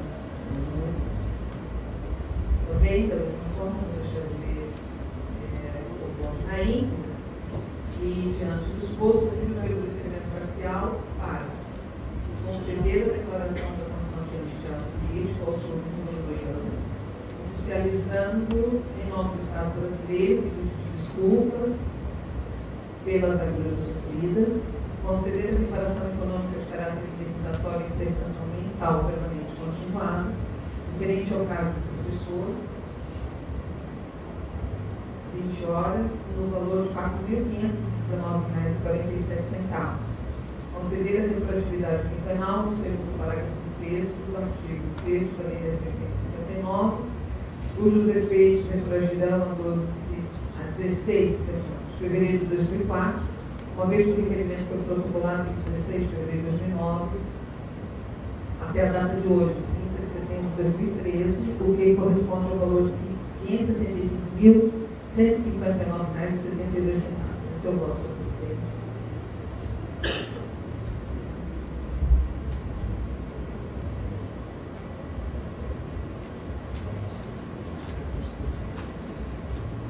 Então, agora seguimos para a terceira da pauta, 2009-01-63452, do Garim Doutor Laçan Cibrito.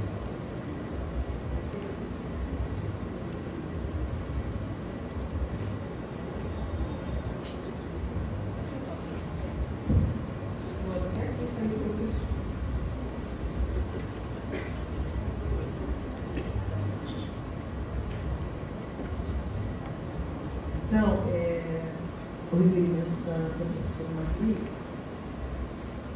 vem no sentido da concessão parcial do requerimento, né, para conceder a declaração da condição de investiada política, a senhora Maria Laçan Cibrito, oficializando em nome do Estado brasileiro o pedido de desculpas pelas agruras sofridas, a concessão da reparação econômica e prestação mensal permanente continuada no cargo de professora 20 horas, no valor de R$ 4.519,47, conceder a retroatividade quinquenal nos termos do parágrafo 6º do artigo 6º da Lei 10.559, de 13 de novembro de 2002, cujos efeitos financeiros retroagirão a 16 de fevereiro de 2004, uma vez que o requerimento foi protocolado também em 16 de fevereiro de 2009, até a data de hoje, 30 de setembro de 2013, o que corresponde ao valor de R$ 565.159,72.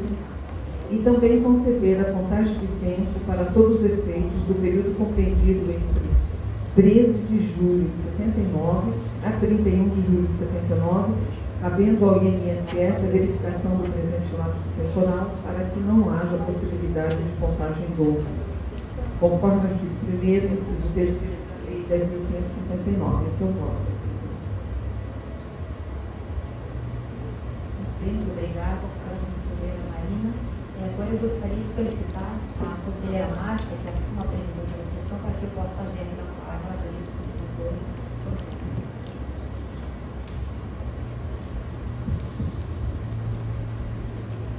Tá. Chamando então a conselheira Carolina Croner, tem dois processos na pauta, que seriam o número 7 e o número 8.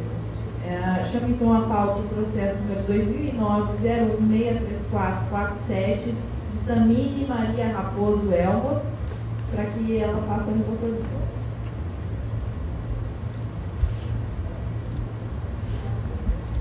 Da mesma forma que os conselheiros receberam, eu vou fazer a parte de a leitura apenas da parte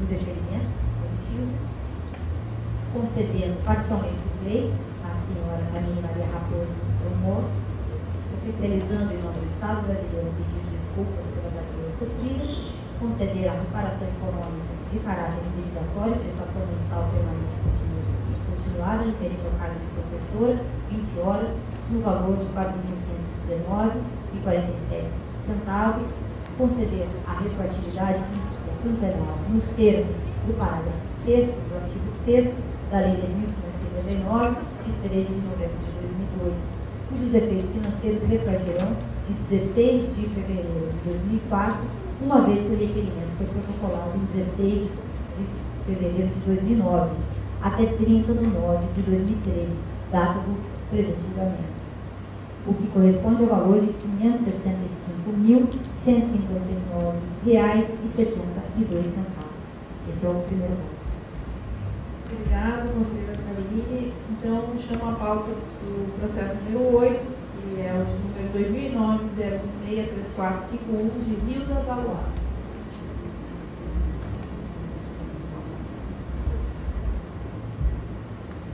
Gostaria de fazer somente a leitura do dispositivo, mas já, sendo este último caso, aproveitando a oportunidade, senhora presidente, para fazer uma homenagem porque o processo da Rita, inclusive, participou do conjunto probatório de outros processos, pela luta dessa professora e pela quantidade de provas de perseguição que neste processo se apresenta. Apenas mencionar que, no caso específico, aparecem vários registros dos órgãos de repressão aceitados documentos da Guarda do Arquivo Nacional, juntados às folhas 18 a 22, que contém uma agitação política na Universidade de Geografia, edições especificamente contra a senhora Rita, uma quantidade bastante importante de documentos que ficam para o registro da repressão e que vão compor também os arquivos do memorial de dia e os arquivos da repressão por pessoas.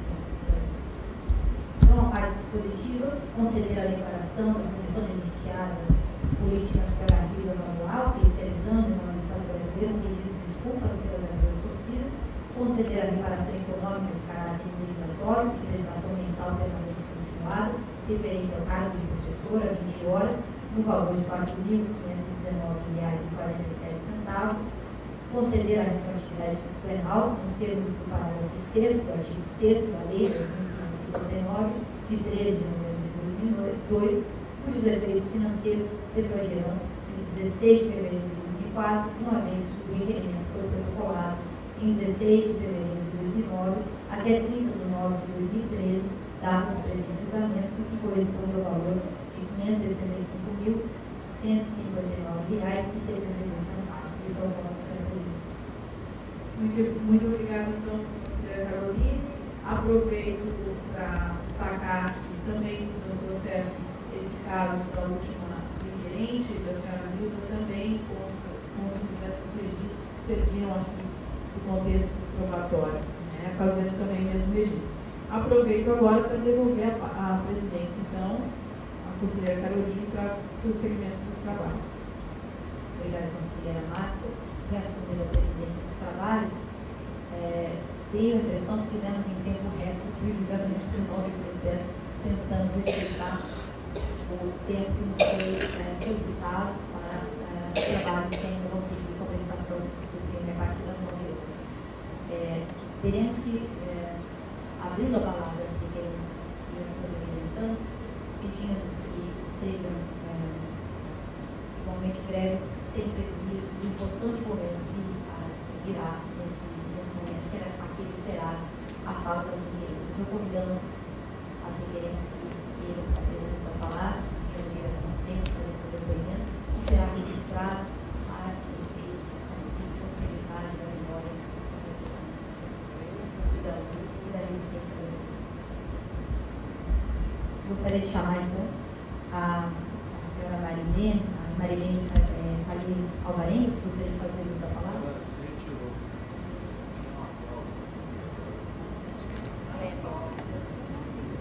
O representante gostaria de fazer uso em nome da senhora Marilene.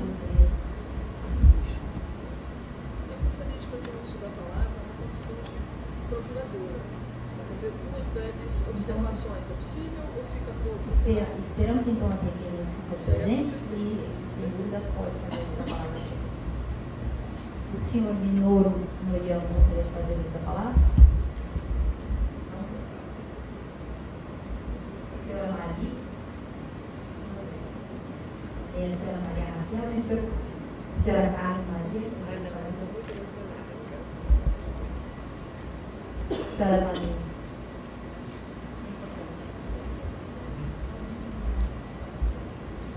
Esta fala, a senhora também vai ficar registrada no Memorial da Anistia. Eu estou muito emocionada, desculpem.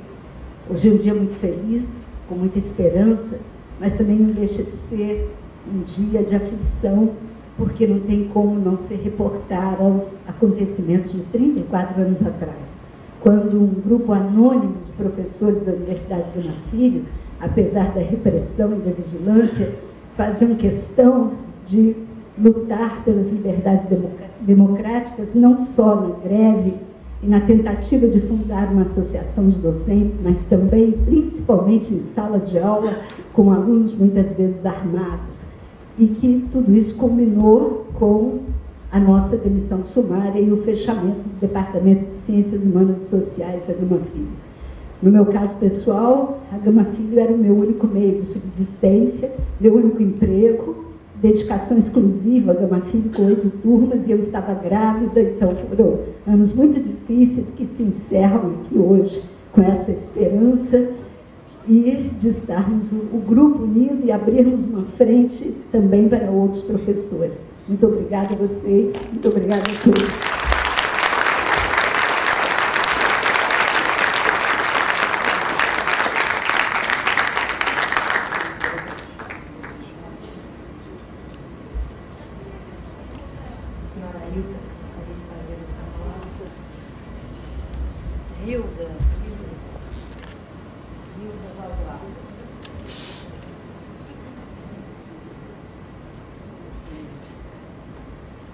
Boa noite a todos.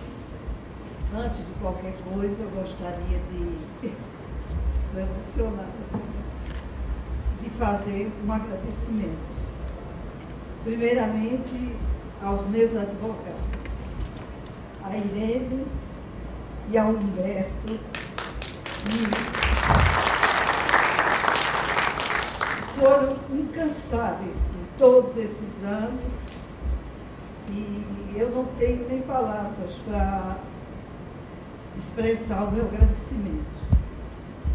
Agradecer às meninas que fizeram parte, né, desse grupo que não viveu esse período e que certamente tiveram nos ombros um grande peso, que eu acho que é muito difícil para vocês ter a dimensão do que foi o período da ditadura. E nós que vivemos intensamente e que tivemos militância política, é que temos a dimensão maior, e também eu não quero que vocês tenham essa obrigação, na verdade, né? Vocês estão tendo uma rica experiência, na verdade, de ter essa dimensão, essa visão crítica do que foi essa vivência. Eu tive vivência partidária, eu era militante do PCB na época, nem sei se na Gama Filho sabiam disso, mas na verdade eu, sem nenhuma modéstia, fui eu quem tirou o primeiro documento sobre tortura da Frei Caneca na época. Quer dizer, o pessoal estava preso e o Alex Polara descreveu a sofisticação das torturas que eles sofreram, e fui eu quem retirou esse documento. Quer dizer, na época era uma coisa perigosíssima, e eu retirei esse documento. Eu tinha contato na época com o Raimundo Faoro, e algumas coisas, algumas reivindicações do pessoal que estava preso, eu, na verdade, tive pelo menos umas 2 ou 3 vezes contato com o Raimundo Faoro. A primeira grande visita da Frei Caneca fui eu e uma amiga minha, a Aline, que era cantora e já falecida, infelizmente. Nós quem organizamos. Alex Polara, eu não sei se ele é irmão da Yara, mas foi ele quem passou para mim o documento que eu retirei de dentro lá da casa. Enfim, quer dizer, vários fatos que eu não sei se chegou nem ao conhecimento, porque, na verdade, quando nós estávamos na Gama Filho, eu não via nenhuma organização, algo tão bem organizado, não. Éramos pessoas que tinham militância, outros não, pessoas de vários partidos. Na verdade, naquele momento que nós queríamos era ter uma participação maior dentro da organização da universidade, reivindicávamos a organização da Associação de Professores, tínhamos preocupação com o número de alunos que nós tínhamos nas turmas. Eu mesma, eu tinha turmas de 180 alunos, era um absurdo. Aqui não era uma universidade, era um verdadeiro supermercado, né? Então a luta era essa, entendeu? Uma coisa que, na verdade, com um nível mesmo de ensino, nós queríamos dar melhores aulas. E eu acho que era muito difícil, com o número de alunos que nós tínhamos, de dar uma aula decente, minimamente, né? Bem, essa foi a minha experiência. E quando, na verdade, eclodiu aquela coisa terrível que foi acabar com um departamento de ciência política e antropologia, eles eliminaram, né, isso. Eu acho que o que aconteceu na Gama Filho, na verdade, era saudades da ditadura, porque, na verdade, à época já havia um processo de abertura significativo, e nós fomos surpreendidos, né, com a demissão. Eu recebi telegrama na minha casa. Na época, eu tinha meus filhos pré-adolescentes, eu havia comprado um carro maravilhoso para pagar em 6 vezes, tive que entregar o carro, fui morar com uma menina recém-casada que era minha aluna. Eu fui morar com ela lá em Santa Teresa, quer dizer, tive que entregar a minha casa, quer dizer, cada pessoa se reorganizou da maneira que foi possível. Foi muito difícil para todo mundo, né? Realmente foi lamentável o que foi vivido na Gama Filho.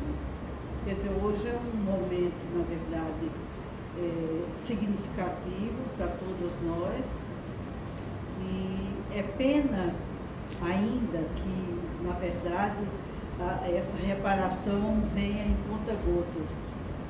Eu vou fazer daqui a pouco 80 anos, e quando eu penso que eu vou...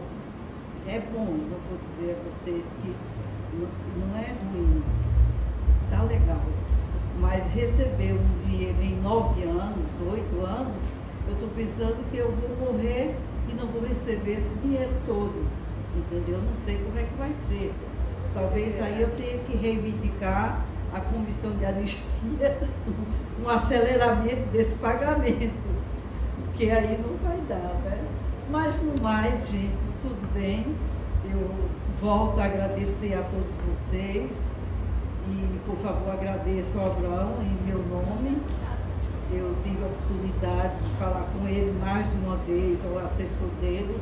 Olha, eu mexi muito, viu? Isso aí eu acho que ninguém vai esquecer. Porque eu ligava para lá, para a comissão de anistia, eu falei com as 11 mil vídeos do Padre Eterno. Não deixei de falar, não. Então, ver hoje que nós estamos aqui, entendeu? Vendo a realização de um desejo nosso, de um direito nosso, né? A gente vencer uma etapa dessa realmente é gratificante, entendeu? E depois eu até sinto que o nosso representante da Comissão da Verdade não esteja aqui, quando ele falou em democracia plena.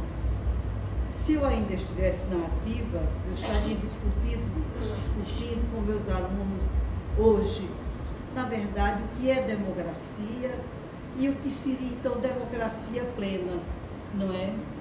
Porque viver o que estamos vivendo ainda hoje, com essa tragédia, essa violência com os professores, e falar democracia plena, o que é isso? Acho que a gente tem que rediscutir esses conceitos. Mas, enfim, muito obrigada a todos.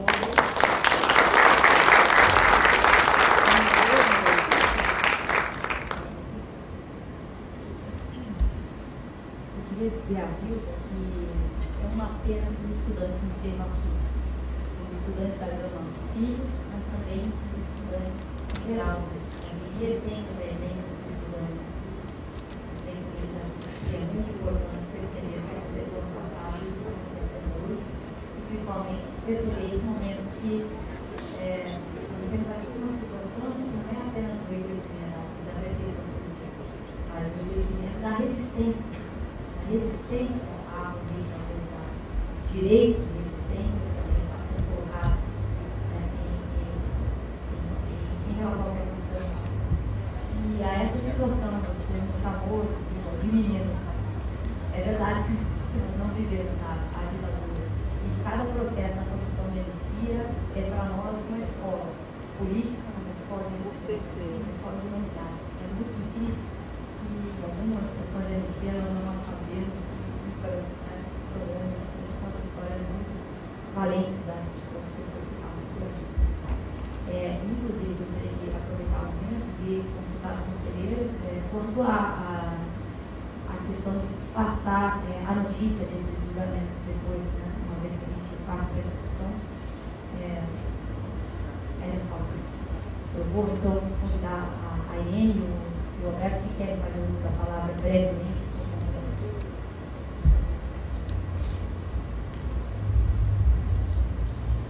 Boa noite a todos. Eu só gostaria de pontuar duas questões muito breves.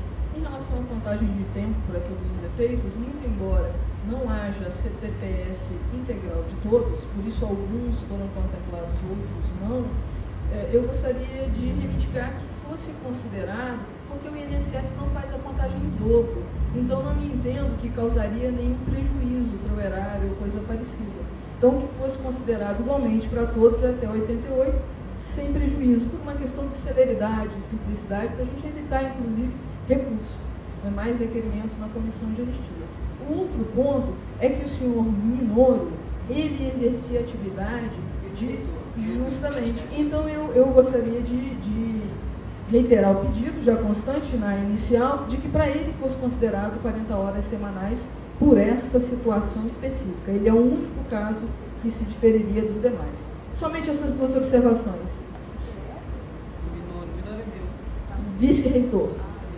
Ele era o responsável pelo departamento que foi extinto, inclusive, chefe do departamento, certo? Então, somente por esse fato, que o dele fosse tratado de uma forma diferente dos demais. E a questão da contagem de tempo, por uma questão de simplicidade, celeridade, e já que não haverá nenhum prejuízo para o erário, porque o INSS não fará o cômputo em duplicidade, tá certo? Muito obrigada.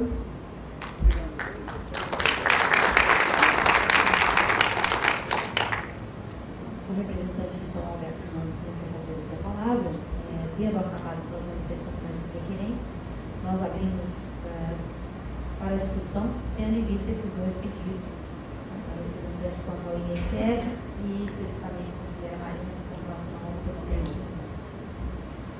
Doutora Helena, eu vi realmente que ele cumulava, tem agora um filho, ela provou que ele era difícil e cumulava. E nada mais que isso.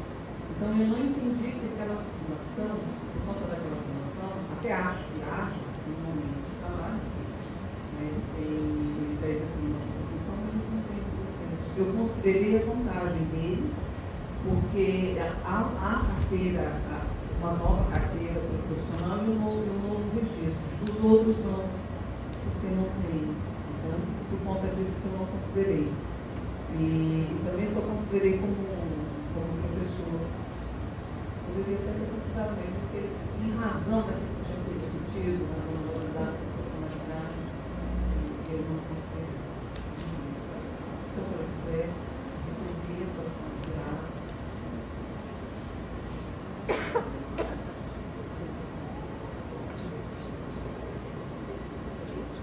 Não,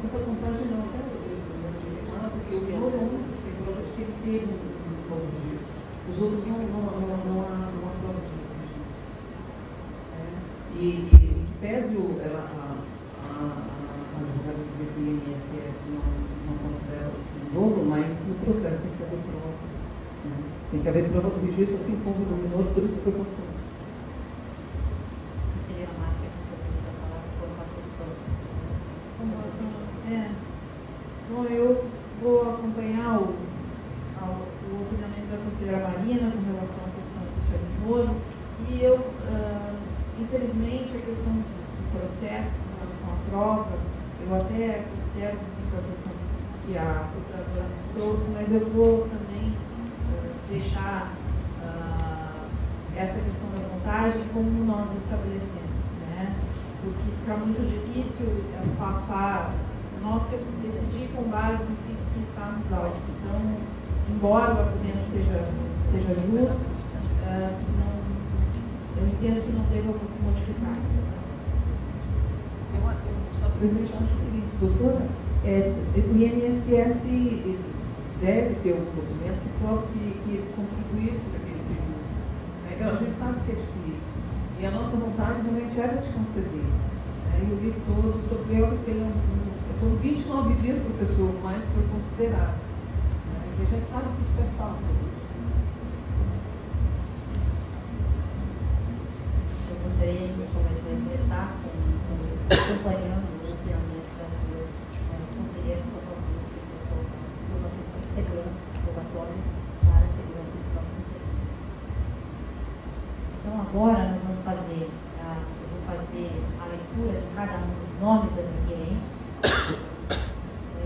pedindo então a votação com relação à concessão da condição de anistiada política da senhora Marilene Calheiros Alvarenga, nos termos da relatora Marina Silva. Gostaria de consultar a senhora Márcia se está de acordo com o voto deste processo. Eu vou acompanhar o voto, Eu também acompanho o voto por unanimidade.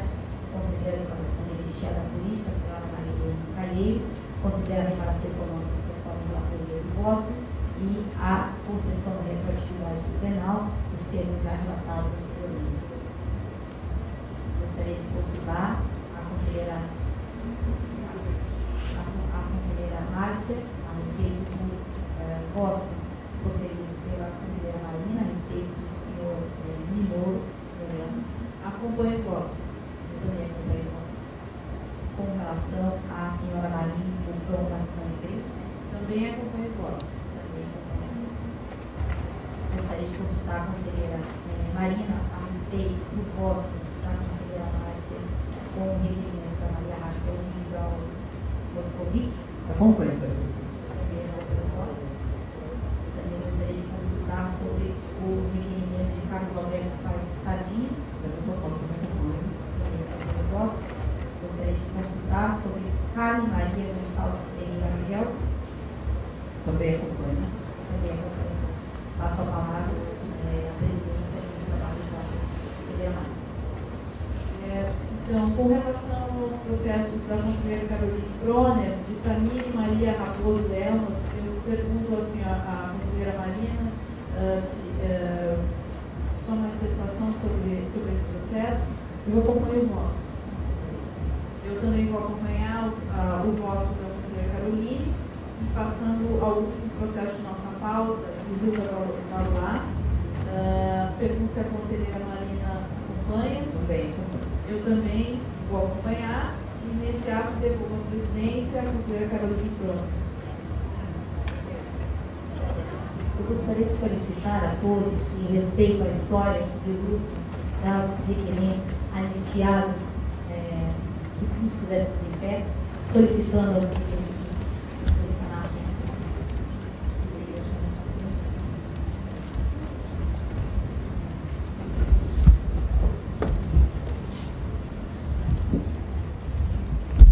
Nesse momento, exercendo a competência que nos foi atribuída pelo Ministério da Justiça, gostaríamos de publicamente externar o pedido oficial de desculpas em nome do Estado brasileiro pelos erros cometidos no passado, pelos abusos autoritários contra vocês cometidos, pelas consequências gravosas a seus projetos de vida. Gostaríamos também, nesse momento, de reconhecer não apenas os erros e abusos cometidos pelo Estado, mas principalmente a importância da luta por melhores condições dignas de trabalho na carreira docente. Somos todos muito gratos pelo sacrifício pessoal que significou a luta naqueles anos de repressão e que motiva a luta contemporânea dos professores neste estado e em todo o Brasil. Parabéns.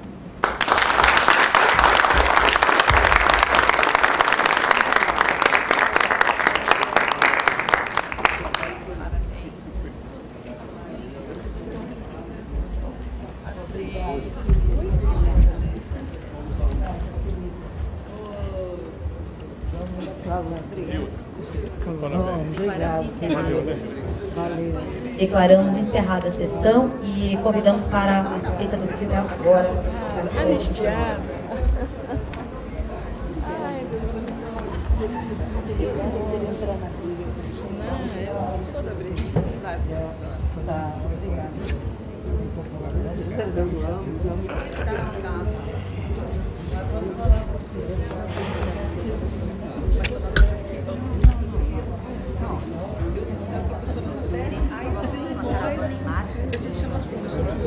Então agora você é a jardineira. Aqui são todos os poucos.